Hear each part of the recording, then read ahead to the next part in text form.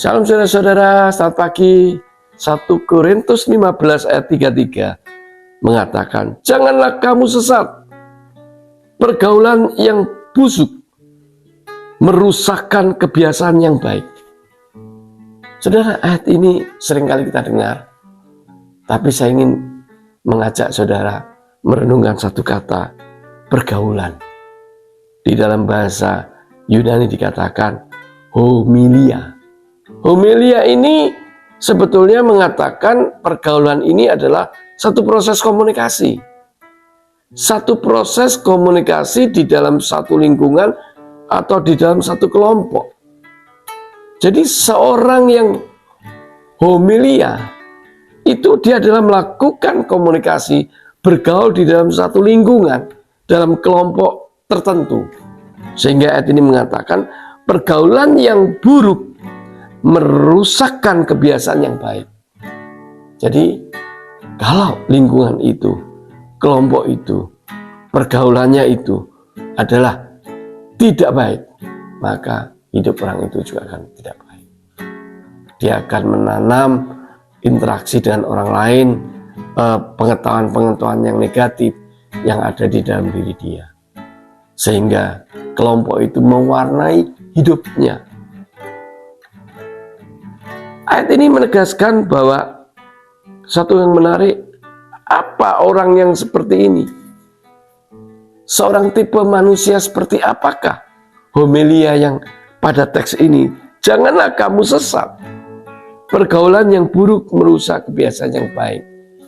Maka kita bisa melihat, inilah salah satu ciri seorang ekstrovert. Kepribadian ekstrovert.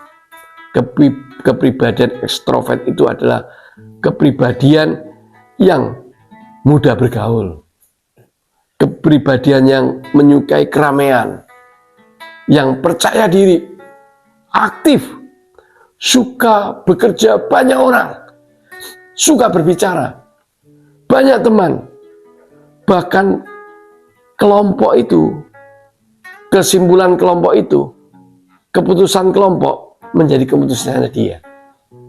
Sehingga seorang ekstrovert itu hampir-hampir tidak punya keputusan. Dia masuk di dalam satu kelompok, keputusan kelompok adalah keputusannya dia. Hampir hilang ekstrovert ini karena dia mengutamakan pergaulan, persahabatan, hidup bersama orang banyak. Tetapi satu hal yang menarik dalam ekstrovert, dia fleksibel, spontan, penuh inovasi dan mudah terbuka. Tapi sebetulnya dia tidak punya pendirian. Jadi seorang ekstrovert mudah dipengaruhi, mudah terombang-ambing, karena dia mengutamakan persahabatan teman banyak daripada keputusannya dia sendiri. Seorang ekstrovert diremehkan orang, dia terima demi kelompoknya.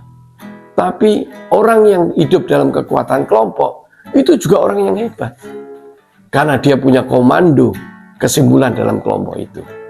Nah, tapi kalau kita hidup di dalam kelompok-kelompok ini, seorang ekstrovert itu mempunyai kekuatan-kekuatan yang hebat di dalam kelompok tim. Maka saudara, kita melihat sebetulnya ini apakah saudara atau saya? Apakah kita ada seorang yang dikatakan seorang ekstrovert?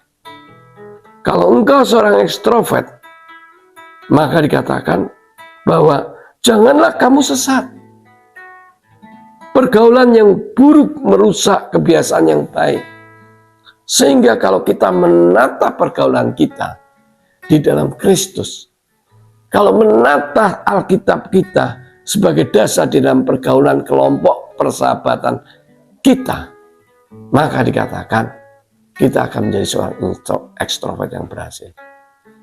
Karena semua anggota kelompok menyimpulkan firman Tuhan, melakukan firman Tuhan sebagai pelaku firman, dan seorang ekstrovert itu ada di dalam situ, dan dia merasa menikmati hidup seperti itu.